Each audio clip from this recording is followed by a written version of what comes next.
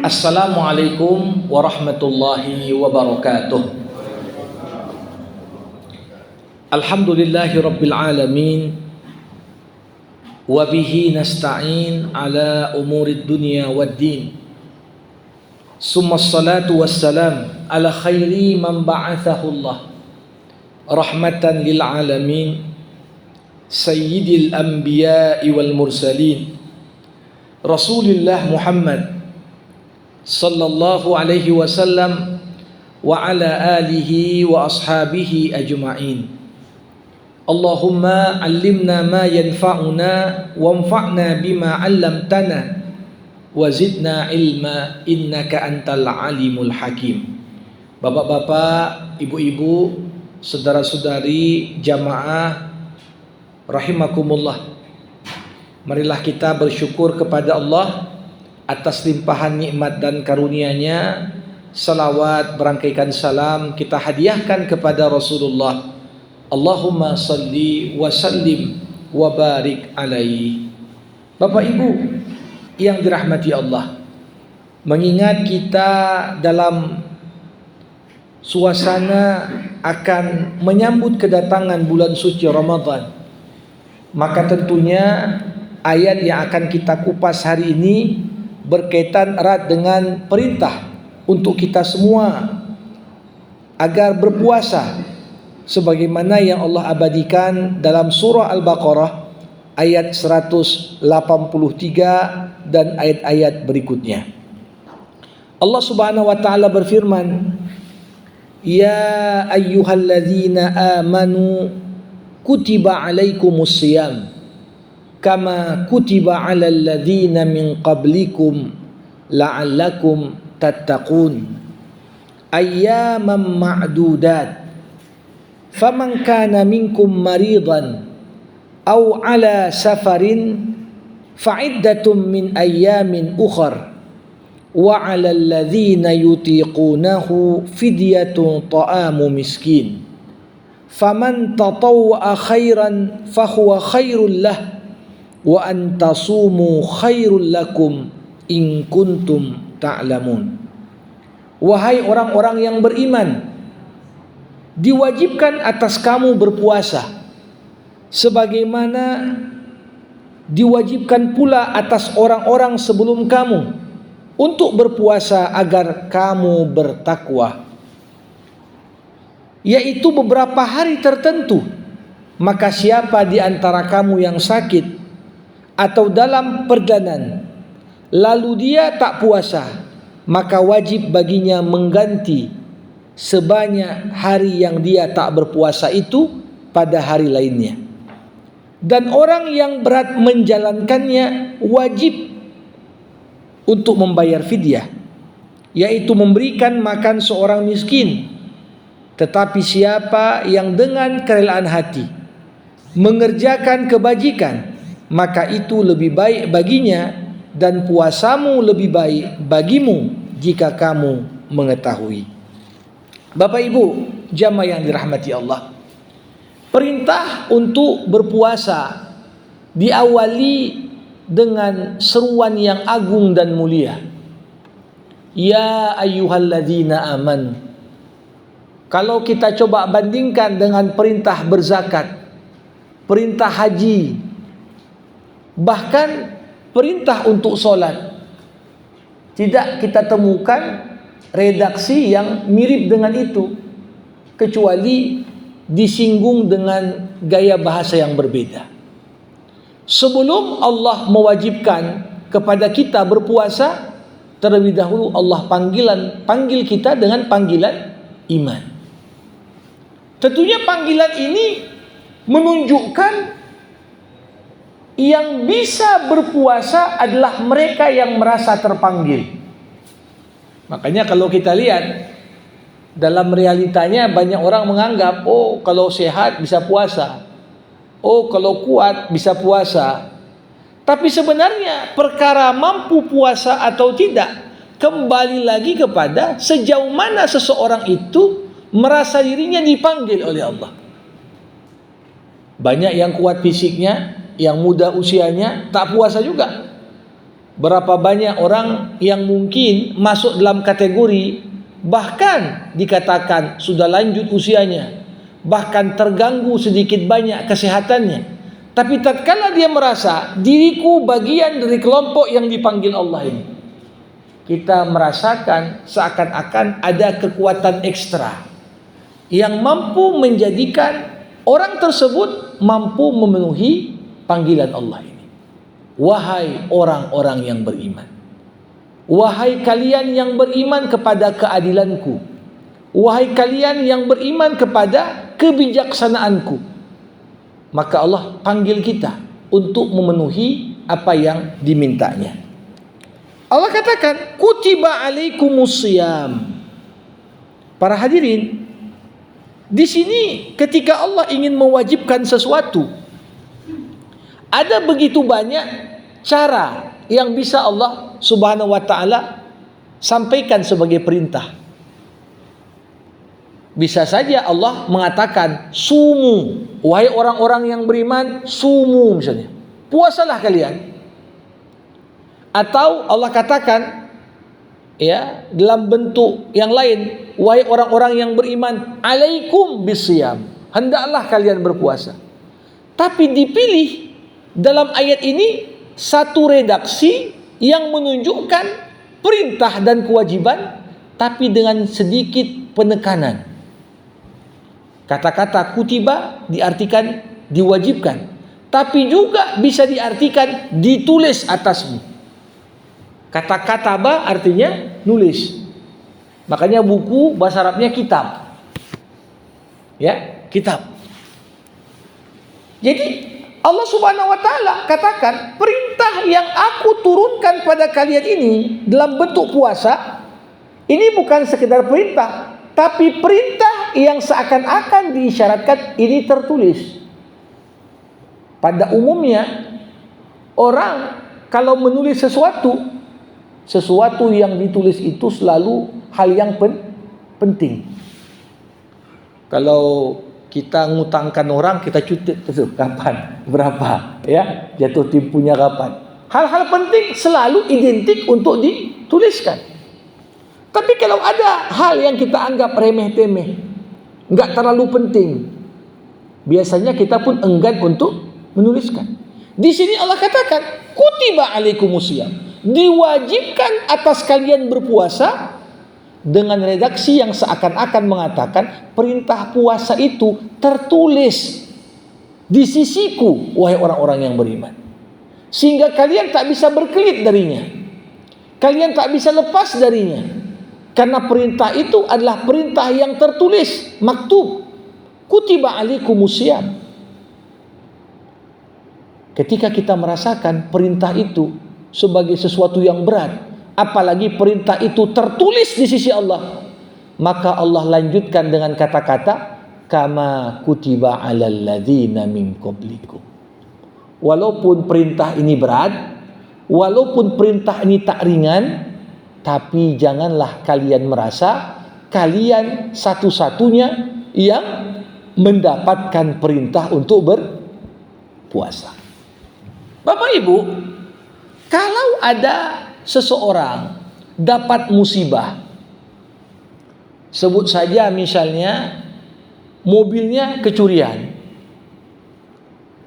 musibah itu akan sangat terasa berat ketika dia lihat tetangganya kanan kiri nggak ada yang kena curi, cuma dia saja. Tapi seberat apapun musibah, ketika kita melihat orang-orang di sekeliling kita ternyata kena musibah yang sama, walaupun musibah itu berat, tapi karena perintah, ya, karena musibah itu dialami juga oleh orang lain, sedikit banyak kita bisa saling menguatkan. Ya. Jadi ketika Allah katakan, wahai orang yang mengaku beriman, aku panggil kalian untuk berpuasa, satu perintah yang tertulis, terbayang sama kita betapa berat perintah itu. Tapi Allah katakan, jangan kalian takut, jangan kalian khawatir. Kalian bukanlah umat pertama yang berpuasa. Kalian bukanlah umat pertama yang mendapatkan perintah yang berat ini. Kenapa? Karena perintah yang sama juga pernah berlaku kepada umat-umat sebelum kalian. Jadi ini potret gambaran bagaimana ibadah ini ibadah yang agung. Tidak ada satupun umat kecuali berlaku pada mereka syariat puasa. Sebagaimana berlaku pada umat Nabi Nuh, umat Nabi Ibrahim, umat Nabi Musa, umat Nabi Isa, yang namanya perintah solat, walaupun solatnya dengan cara yang berbeda-beda, berlaku juga untuk mereka perintah berpuasa. Walaupun kita tak boleh memahami puasanya harus sama seperti puasa kita. Bapak Ibu rahimakumullah, dalam beberapa literatur disebutkan ibadah puasa ini dalam pandangan sebagian ulama dianggap ibadah tertua yang pernah diterima manusia. Ibadah tertua yang pernah diterima manusia adalah puasa. Kok bisa? Hal ini tidak lepas dari arti saum itu sendiri. Puasa atau saum itu apa maknanya? Dalam bahasa Arab, soma yasumu, sauman wasiyaman, artinya amsaka an, menahan diri dari melakukan sesuatu. Jadi esensi puasa apa? Enggak melakukan sesuatu. Kalau kita enggak makan, namanya kita puasa. Nabi Zakaria pernah puasa, tapi bukan puasa dari enggak makan dan enggak minum, tapi puasa dari tak berbicara. Coba bayangkan bagi orang yang suka ngomong, disuruh puasa enggak ngomong, lebih berat lagi tuh. Ya. Kalau dalam kajian psikologis katanya seorang wanita sehari semalam perlu menyalurkan 20.000 kata. Coba bayangkan kalau sekiranya tak boleh ngomong. Nah, berat juga itu puasa tak ngomong. Nah, kenapa dikatakan puasa sebagai ibadah tertua? Karena di saat Adam alaihi salam diperkenankan Allah tinggal di surga, ketika itu belum ada solat, belum ada puasa, belum ada zakat, tapi sudah ada sebahagian bentuk dari puasa. Apa bentuknya? Ketika Allah katakan, ya, wa kula minha haitsu syi'tuma. Ya, silakan kalian makan. Buah-buahan di surga ini makan aja semua. Silakan. Tapi Allah katakan, wala taqraba hadhihi syajarah. Jangan kalian berdua dekati pohon terlarang ini, apalagi sampai makan dari buahnya. Ini maknanya apa? Di tengah kebebasan yang diberikan Allah kepada Adam dan Hawa di surga, tetap ada bentuk puasa. Puasa meninggalkan untuk mendekati buah pohon terlarang, apalagi sampai memakannya. Tapi ternyata lewat ibadah yang paling awal ini, Adam beserta istrinya Hawa gagal untuk memenuhi janji keduanya kepada Allah. Hingga kita ketahui keduanya kemudian diusir dari surga dan menjalani kehidupan di dunia. Jadi dikatakan Adam punya bentuk puasa, Nuh punya bentuk puasa, Ibrahim punya bentuk puasa, termasuk yang terkenal puasa Zakaria, ya, puasanya umat-umat terdahulu, termasuk juga puasa umat Nabi Muhammad sallallahu alaihi wasallam. Bapak Ibu rahimakumullah, dalam beberapa hadis, walaupun perintah puasa ini diturunkan kepada kita sebagaimana diturunkan perintah ini kepada orang-orang sebelum kita, ada beberapa perbedaan antara puasa umat Nabi Muhammad dengan umat-umat terdahulu. Apa bedanya? Pertama, Nabi Muhammad SAW tegas mengatakan, al-farqu baina siyamina wa siyami ahlil kitab akalus sahur. Perbedaan antara puasa kita dengan puasa ahlu kitab, Yahudi dan Nasrani karena kita disyariatkan makan sahur. Jadi umat terdahulu puasa, tapi begitu tidur udah tak boleh makan lagi. Bangun walaupun belum masuk waktu subuh udah tak boleh makan. Tapi pada umat Nabi Muhammad SAW justru dianjurkan kita, dan sebaik-baiknya sahur adalah mengakhirkannya. Orang bisa aja makan pulang tarawih niat langsung sahur, tapi tidak. Dalam sebuah hadis dikatakan Rasulullah makan sahur pada waktu kadar membaca 50 ayat dari masuknya waktu fajar. Jadi Nabi mengakhirkan. Kenapa? Ya dengan kita mengakhirkan puasa, makan sahur, itu akan lebih menyimpan energi dibanding kalau kita makan sahur terlalu awal, yang membuat kita pasti lebih cepat lapar, lebih cepat haus, dan lain sebagainya. Ini perbedaan pertama. Perbedaan kedua apa? Ini pernah terjadi pada seorang sahabat Rasul. Sampai turun ayat 187 dari surah Al-Baqarah. Dulu umat-umat sebelum Islam, mereka juga buka puasa ketika masuk waktu tenggelamnya matahari atau waktu maghrib. Cuma perbedaannya apa? Kalau ada salah seorang di antara mereka yang puasa tertidur dan waktu maghrib sudah berlalu, maka dianggap yang bersangkutan nyambung puasa untuk hari berikutnya. Jadi bangun pun dia, kalau maghrib sudah lewat, dianggap dia sudah masuk puasa hari berikutnya, nggak boleh makan juga. Dan itu pernah terjadi di awal ketika masih umat Islam berpuasa sebelum puasa Ramadan. Puasa apa itu? Puasa Asyura. Jadi lebih dulu disyariatkan puasa Asyura, puasa tanggal 10 Muharram, dibanding disyariatkannya puasa Ramadan. Jadi ketika itu ada yang terlewat, maka dia lanjut puasa hari berikutnya tanpa boleh makan sahur dan makan berbuka.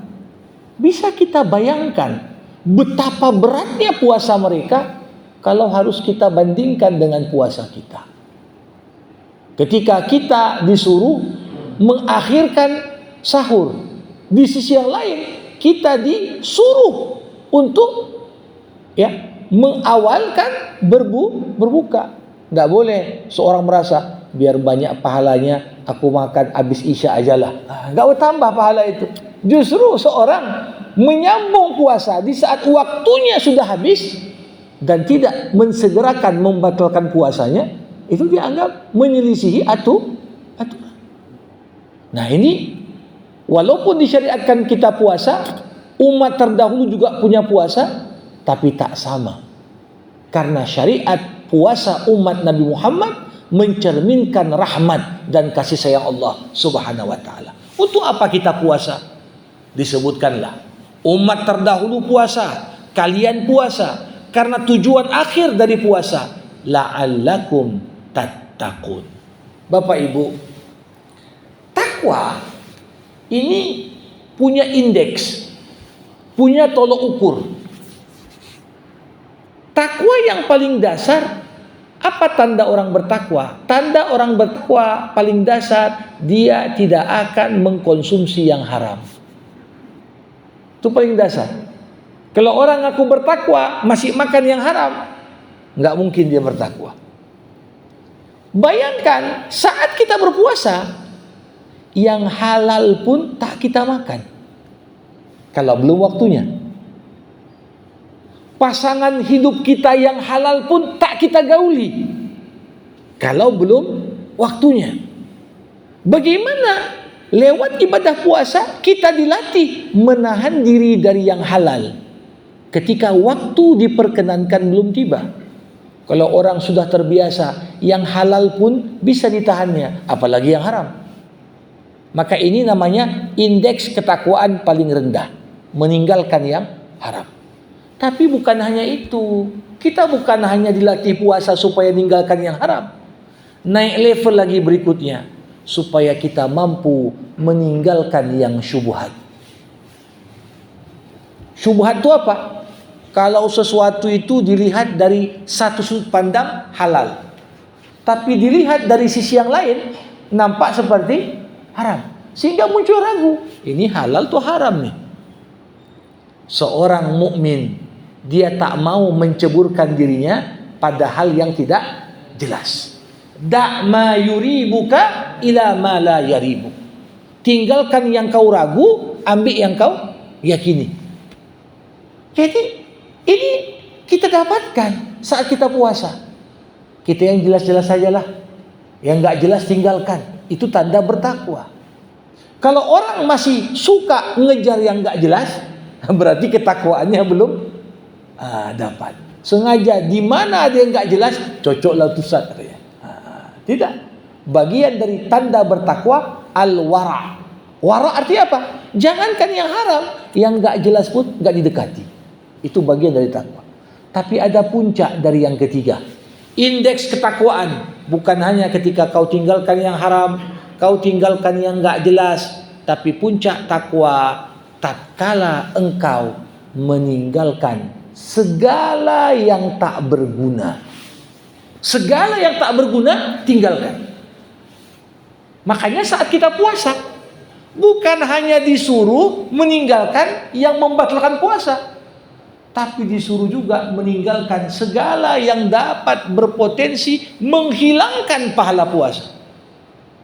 Coba bayangkan kalau ada orang ketika puasa dari siap sahur tidur dia sampai waktu buka, malamnya bangun dia dengan alasan, Ustadz ada hadis tidur itu ibadah.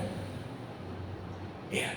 Tidur menjadi ibadah kalau diniatkan untuk memperkuat diri. Tapi gara-gara tidur lewat sholat 5 waktu, itu bukan ibadah lagi itu. Ya. Atau seseorang puasa tak makan tak minum, tapi dia menyibukkan dirinya demi tak rasa lapar, nonton acara gosip atau habis untuk membaca hal-hal yang tak berguna. Ya. Apakah yang demikian bisa membawa pada ketakwaan? Tidak. Jadi puasa sebagai jalan menuju takwa melatih kita tinggalkan yang haram, tinggalkan yang syubhat, dan tinggalkan segala yang sia-sia. Ya. Kalau ada sesuatu boleh hukumnya, tapi nggak ada gunanya.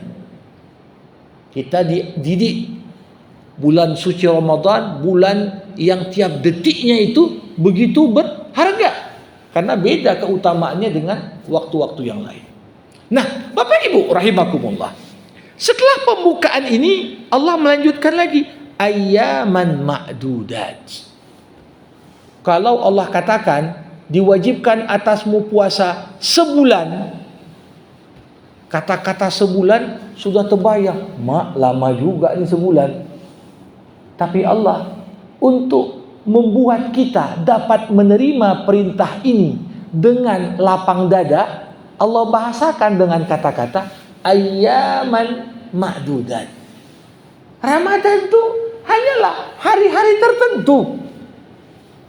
Allah enggak gunakan kata bulan, Allah enggak gunakan kata pekan, tapi Allah gunakan kata hari, hari-hari tertentu. Walaupun dihitung 29 hari juga.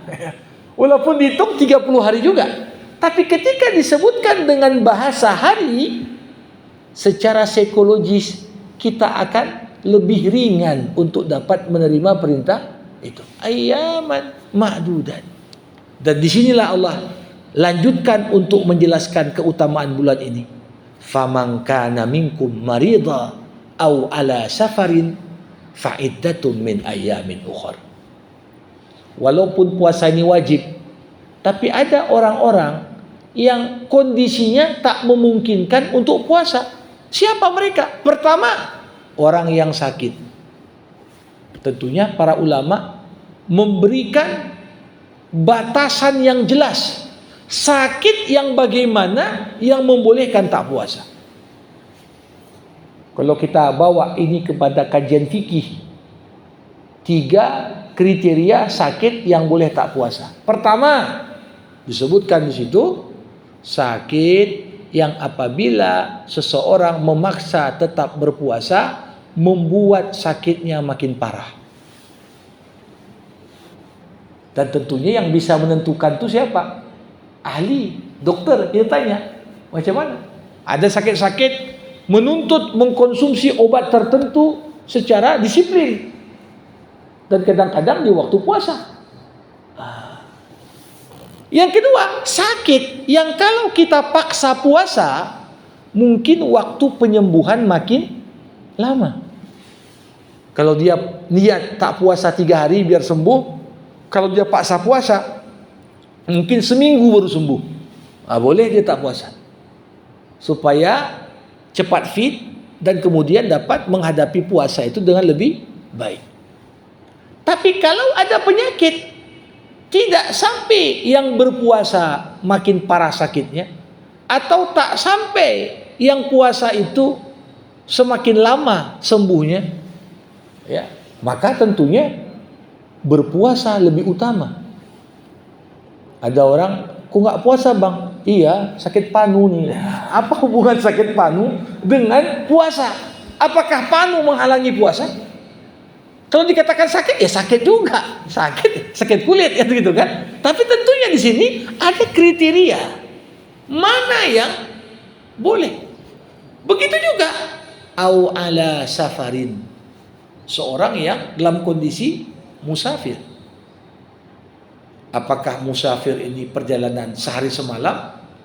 Apakah seorang ini musafir ya bahkan berhari-hari? Tapi kalau dibawa pada kecanggihan teknologi transportasi zaman sekarang, perjalanan yang ribuan kilo hanya ditempuh dalam beberapa jam saja kadang-kala. Nah, tentunya dalam konteks ini yang jadi acuan bukan kesulitannya, tapi adalah safarnya. Makanya teori para ulama tentang safar ini ada yang mengaitkan dengan jarak tempuh. Kalau seorang sudah melewati jarak tempuh ya di atas 100 kilo, sebagian 94 kilo, ya dianggap ini udah musafir. Ya. Bahkan ada yang mengaitkan kepada uruf, kebiasaan. Kalau orang menganggap sampai ke sana sudah bepergian, walaupun jaraknya kurang dari itu, dianggap bepergian. Yang jelas, bagaimana ini adalah bukti Allah memberikan banyak kemudahan untuk kita. Jadi kalau kita puasa, alhamdulillah, tapi tak mampu puasa karena sakit, tak mampu puasa karena musafir, maka ada kewajiban mengganti puasa yang ditinggalkan pada hari lain di luar bulan suci Ramadan. Kemudian Allah katakan lagi, wa 'alal ladzina yutiqunahu fidyatun ta'amu miskin. Kalau ada orang, dia bukan musafir, dia bukan sakit, tapi sampai pada kondisi kalau dia tetap memaksakan dirinya berpuasa, itu menimbulkan kesulitan yang sangat berat bagi yang bersangkutan. Para ulama mengaitkan pertama, kelompok yang sudah masuk pada fase sakit yang tahunan, sakit yang bisa dikatakan bukan hanya sudah menahun, tapi la yurja lahu syifa, gak ada potensi dan kemungkinan dia sembuh, terus-terusan bergantung pada konsumsi obat, sehingga kalau dia paksa dirinya puasa akan sangat menyulitkan bagi orang-orang yang tak mampu karena sakit yang sudah permanen. Kelompok kedua, ini orang sulit untuk puasa. Kenapa? Karena faktor usia.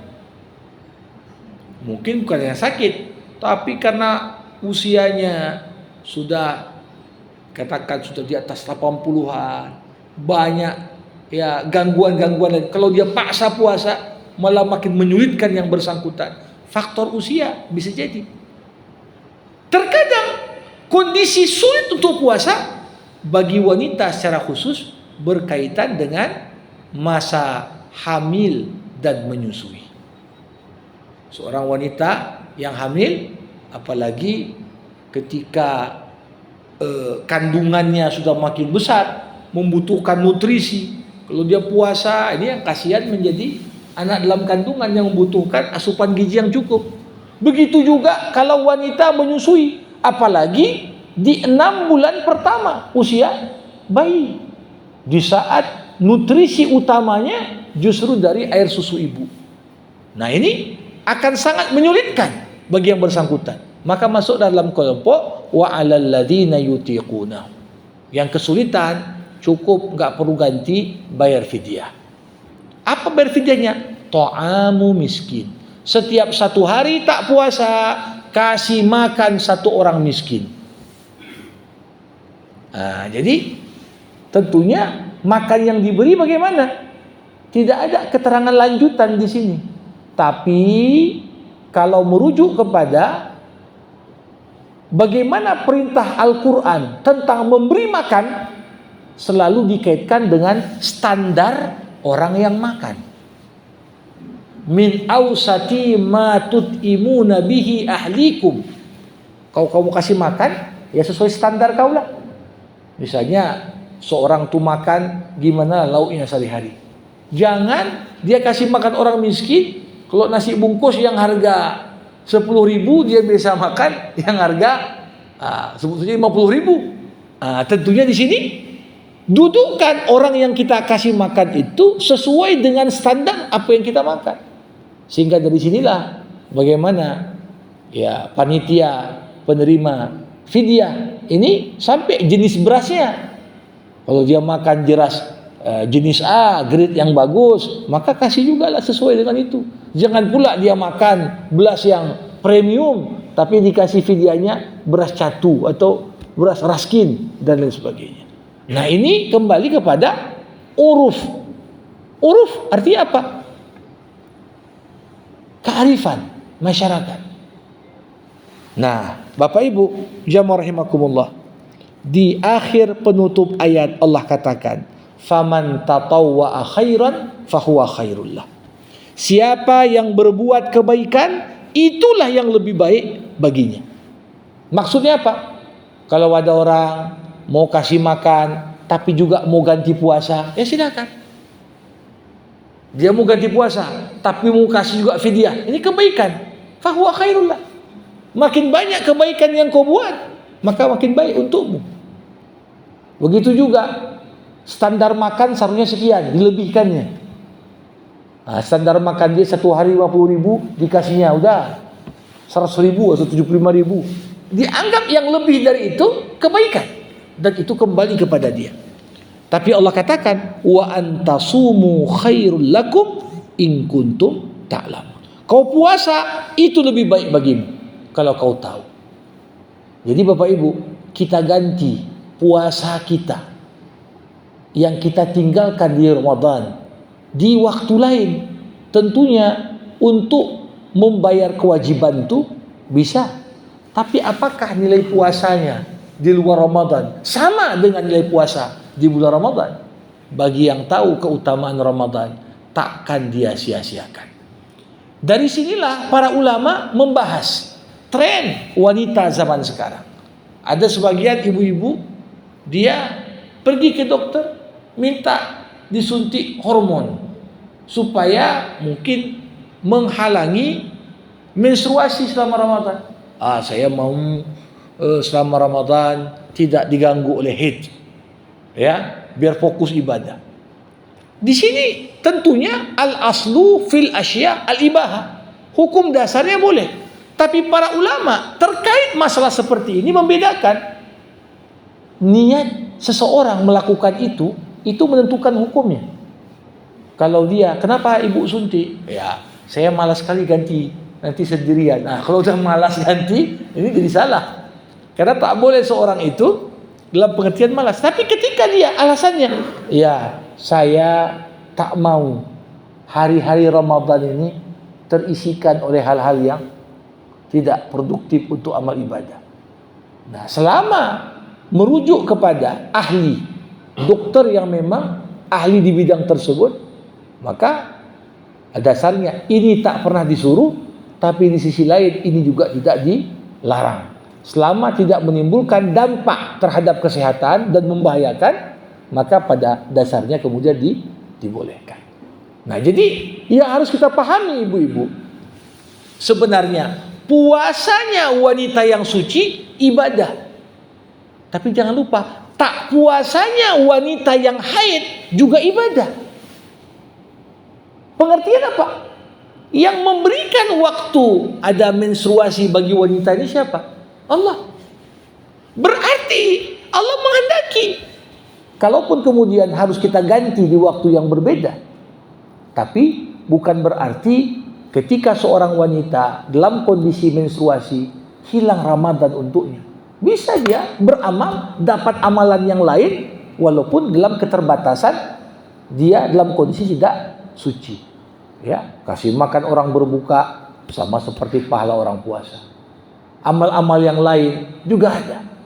Nah, jadi di sini tentunya ketika momen tak puasa tapi tetap diisi dengan hal-hal yang bernilai kebajikan, maka itu pun sebenarnya di sisi Allah dihitung sebagai amal ibadah bagi seorang wanita yang sedang haid.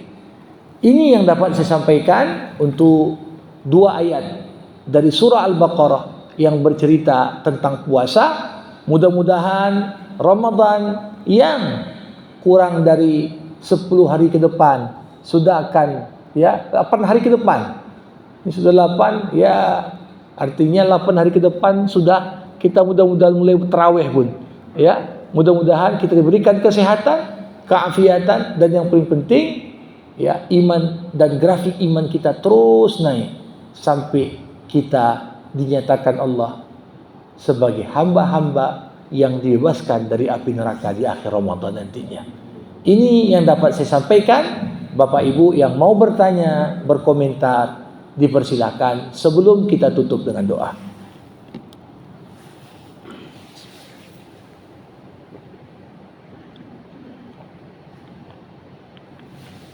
Silakan. Waalaikumsalam.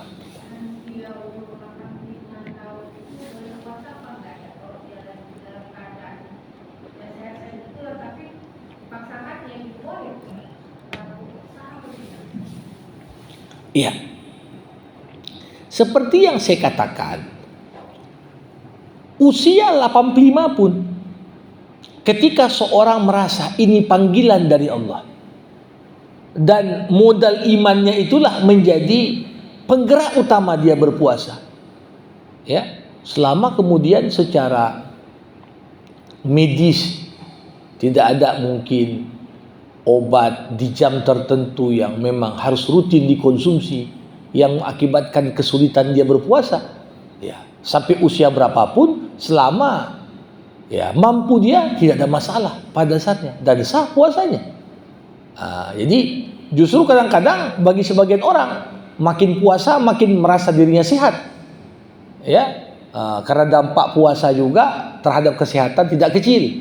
Jadi tidak ada dalam hal ini dinyatakan usia tertentu kalau sudah lewat sudah tak usah puasa lagi. Jadi kembali kepada ketahanan fisik seseorang yang kadangkala itu cukup relatif antara satu individu dengan individu yang lain, berbeda-beda kondisi masing-masing.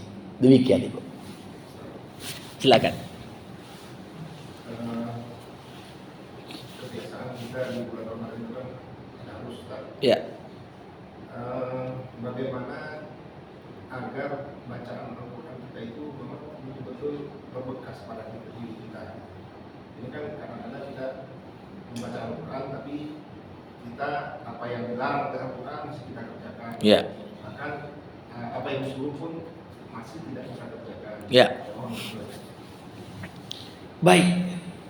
Bapak Ibu rahimakumullah, ini tips yang mungkin dapat kita amalkan.